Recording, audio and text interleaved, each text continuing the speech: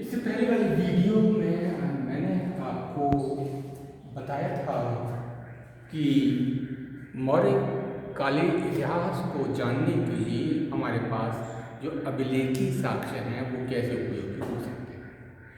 मैंने उन समस्त अभिलेखों का उल्लेख किया था जो कि हमको मौर्य साम्राज्य के शासन के बारे में हमको जानकारी देते हैं। मैंने आपको बताया था कि अशोक ने बहुत बड़ी मात्रा में बौद्ध अभिलेख लिखवाए थे, खुदवाए थे।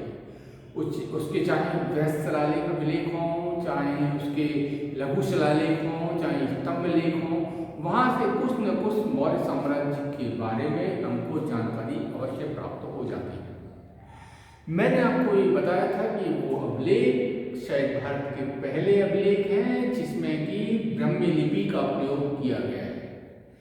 पत्थर के इतनी बड़ी मात्रा में अभिलेख इससे पहले हमको नहीं मिले हैं। उत्तर से लेकर दक्षिण तक, पूर्व से लेकर पश्चिम तक की बहुत बड़ी सीमाओं में ये अभिलेख हमको मिले हैं। मैंने आपको जानकारी दी थी कि लगभग 40 के आसपास के अभिलेख भारत, पाकिस्तान और अफगानिस्तान में हमको प्राप्त हुए हैं। तो तत्कालीन समाज, धर्म, संस्कृति, राजनीतिक जीवन, इन सब के बारे में एक बहुत महत्वपूर्ण जानकारी हमको उन अभिलेखीय स्रोतों से हमको प्राप्त होती है। परंतु किसी भी देश, काल, युग का इतिहास लिखने में कोई एक साधन महत्वपूर्ण नहीं हो सकता। हमको और भी साधनों से इतिहास लेखन करना पड़ता है। तो जब हम मौर्य युग की बात करते हैं तो अकेले हम अभिलेखों के आधार पर निर्भर नहीं रह सकते। हमको और भी साक्ष्य देखने पड़ेंगे। उन साक्ष्यों के तुलनात्मक अध्ययन के बाद ही हम किसी साम्राज्य के बारे में किसी निष्कर्ष पर हम पहुंच सकते हैं। तो आइए आज हम इस वीडियो में मौर्य साम्राज्य को जानने के लिए जो अभिलेखी स्रोतों के अलावा भी हमारे पास जो साधन है हम उसकी बात करते हैं।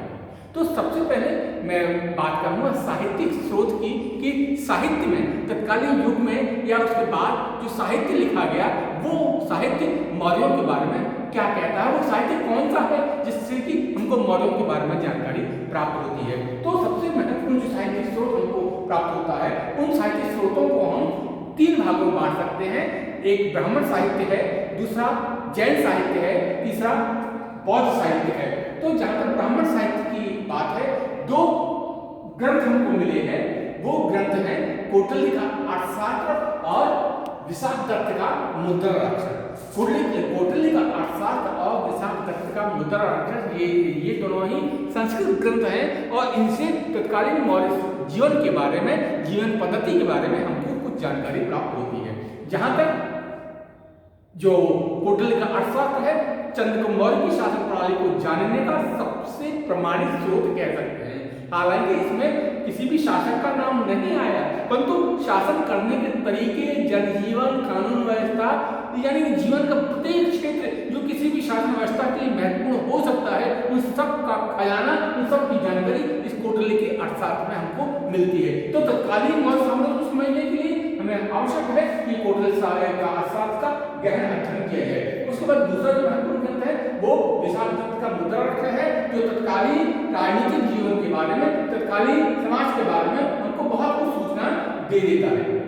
ये है ब्राह्मण साहित्य। परंतु उसके अलावा बौद्धों ने भी बहुत जो भिक्षुक थे, बहुत जो विद्वान थे, उन्होंने भी इस मौर्य साम्राज्य के बारे में काफी कुछ लिखा है, क्योंकि बहुत से जो मौर्य शासक थे वो बौद्ध धर्म के अनुयायी थे, इसलिए बौद्ध भी उनके संरक्षण में थे। तो ऐसे जो बौद्ध विद्वान हैं उनमें ये दीपवंश नाम का जो ग्रंथ है, महावंश नाम का जो ग्रंथ है, महावंश की जो टीका लिखी गई है, और महाबोधिवंश नाम का ग्रंथ है, दिव्यागान है, ये सारे ऐसे ग्रंथ हैं जो मौर्य साम्राज्य के बारे में हमको जानकारी देते हैं। यानी दीपवंश, महावंश के ऊपर लिखी गई टीका, महाबोधिवंश और दिव्यागान, ये ऐसे ग्रंथ हैं जो बौद्ध ग्रंथ हैं, जो कि बौद्ध साम्राज्यों के बारे में, मौर्य साम्राज्य के बारे में, मौर्य शासकों के बारे में हमको सूचना देते हैं। इसके अलावा जो जैन साहित्य है, जैन साहित्य में भरतबाहु का काव्यसूत्र है और हेमचंद्र का अशिष्ट वर्णन है। ये दोनों भरतबाहु और हेमचंद्र अपने समय के प्रकांड पंडित हैं। उन्होंने अपने इस लेखन में तत्कालीन शासन व्यवस्था के बारे में, तत्कालीन शासकों के बारे में हमको कुछ सूचनाएं दी हैं, जिन्हें भरतबाहु का जो ग्रंथ है वो काव्यसूत्र है और हेमचंद्र परिशिष्ट प्रामाण्य।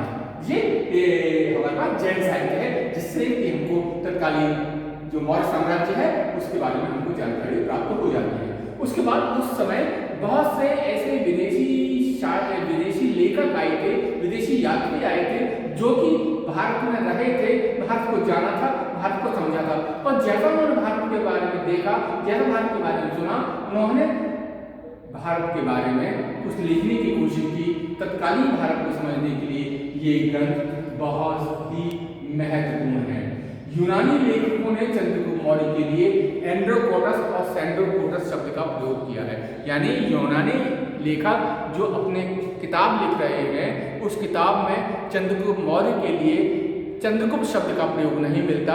यूनानी लेखक चंद्रगुप्त के लिए सैंड्रोकोटस और एंड्रोकोटस दो शब्दों का प्रयोग करते हैं।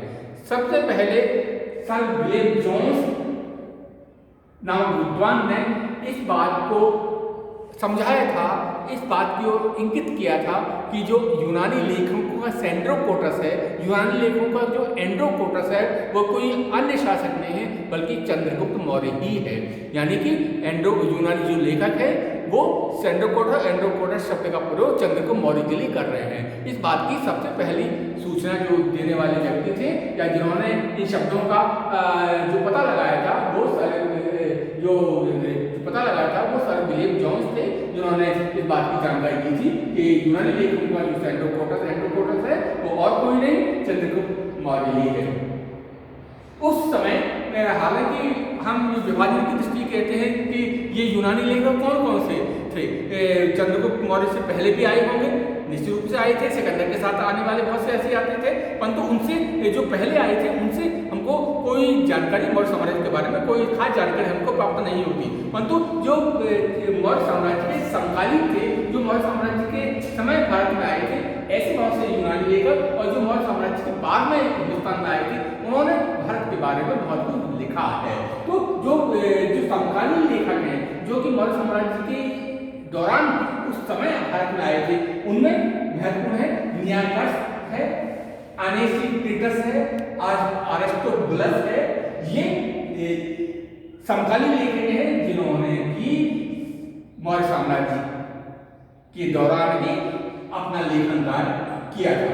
यानी कि नियाकर्स, अनेसिक्टिटस और अरिस्टोबुलस। ये सिकंदर के बाद के ये सिकंदर के समकालीन है, यानी कि मौर्य साम्राज्य जो है सिकंदर का समकालीन माना जाता है। तो जो नियाकर्स है वो अनेसिक्टिटस है, अरिस्टोबुलस है, वो सिकंदर के साथ हिंदुस्तान में आए थे। उन्होंने जैसा भारत को देखा सुना, उन्होंने मौर्य साम्राज्य के बारे में उससे कुछ अनुमान लगाया जाता है। सिकंदर के बाद भी बहुत से यूनानी लेखक भारत में आए थे। उसमें सबसे महत्वपूर्ण है मेगास्थनीज, जिन्होंने कि इंडिका नामक ग्रंथ लिखा था। मेगास्थनीज की इंडिका बहुत महत्वपूर्ण है तत्कालीन चंद्रगुप्त मौर्य के साम्राज्य को समझने, जानने, तत्कालीन समाज को जानने के लिए मेगास्थनीज की इंडिका बहुत महत्वपूर्ण है। इसलिए जो मेगास्थनीज है वो यूनानी लेखकों में बहुत महत्वपूर्ण है। इसके अलावा सिकंदर के बाद जो लेखक आए थे उसमें स्ट्रैबो आया था, जो ईसा पूर्व 64 से 19 ईसा पूर्व का है। इसके बाद डियोडोरस आया था, पहली शताब्दी का लेखक है। डियोडोरस पहली शताब्दी का लेखक है। उसके बाद प्लिनी भी पहली शताब्दी का लेखक है। एरियन 130 ईस्वी से 172 ईस्वी का लेखक है। उसके बाद प्लूटार्क है। उसके बाद जस्टिन है, टालमी है। ये सारे के सारे जो ऐसे लेखक हैं जो सिकंदर के समय हिंदुस्तान में आए थे और सिकंदर के बाद हिंदुस्तान में आए थे, और इन्होंने उस युग के बारे में जैसा देखा, जैसा सुना, जैसा समझा, उसको अपने लेखन में उन्होंने दर्ज करने की कोशिश की थी। मैं मेगास्थनीज की इंडिका के बारे में एक बात और बता दूं कि मेगास्थनीज की इंडिका अपने मूल रूप में हमें प्राप्त नहीं होती, शायद नष्ट हो गई होगी, परंतु मेगास्थनीज की इंडिका के कई उद्धरण, कई उसकी बातें बाद के लेखक अपने लेखन में लिखते हैं। तो बाद के लेखकों की जानकारी के आधार पर ही ज्ञात होता है कि मेगास्थनीज ने किसी किताब का लेखन किया था, परंतु मूल जो इंडिका है हमको प्राप्त नहीं होती। तो इस तरह ये यूनानी लेखक हैं जो सिकंदर के साथ हिंदुस्तान में आए थे और सिकंदर के बाद हिंदुस्तान में आए थे। मौर्य साम्राज्य को समझने और जानने के लिए ये ग्रंथ, इनके लेखन बहुत महत्वपूर्ण है। तो ये साहित्यिक स्रोत है। साहित्यिक स्रोतों में कौन कौन से हैं? ब्राह्मण ग्रंथ हो सकते हैं, जैन ग्रंथ हो सकते हैं, बौद्ध ग्रंथ हो सकते हैं और यूनानी लेखक हो सकते हैं। दोबारा सुन लीजिए। जो साहित्यिक स्रोत है मौर्य साम्राज्य को जानने के लिए हमारे पास 4 प्रकार के स्रोत होते हैं। एक तो ब्राह्मण स्रोत है, उसके बाद बौद्ध स्रोत है, उसके बाद जैन स्रोत है, उसके बाद यूनानी लेखक यानी कि विदेशी जो लोग थे, विदेशियों ने भारत को जैसा लिखा था वो भी बहुत महत्वपूर्ण है तत्कालीन समाज, राजनीति, धर्म को समझने के लिए। तो ये साहित्यिक स्रोत है। इसके अलावा हमको मौर्य साम्राज्य की बहुत बड़ी मात्रा में पुरातात्विक अवशेष भी प्राप्त होते हैं। पटना के पास कुम्हार और बलंगीनाग नामक स्थान है, वहां पर कुछ जब खुदाई हुई तो मौर्य साम्राज्य के राजमहलों के अवशेष मिले हैं। मौर्य साम्राज्य का या पाटलिपुत्र जो राजमहल था कितना भव्य था, इसके अवशेष हमको पटना के पास प्राप्त हुए। पटना के पास 2 स्थान है, कुम्हार और बलंगीनाग। पटना के पास 2 स्थानों पर हमें कुम्हार नामक स्थान है और बलंगीनाग नामक स्थान है, जहां पर हमको मौर्य साम्राज्य के अवशेष प्राप्त होते हैं। इसके अलावा राजगृह, कौशाम्बी, पाटलिपुत्र, हस्तिनापुर, तक्षशिला यहाँ की भी खुदाई हुई है और यहाँ पर भी हमको मौर्य साम्राज्य के सामाजिक वैभव की जानकारी मिलती है। मौर्य साम्राज्य के भौतिक जनजीवन की जानकारी मिलती है, वहाँ की परंपराओं की जानकारी मिलती है।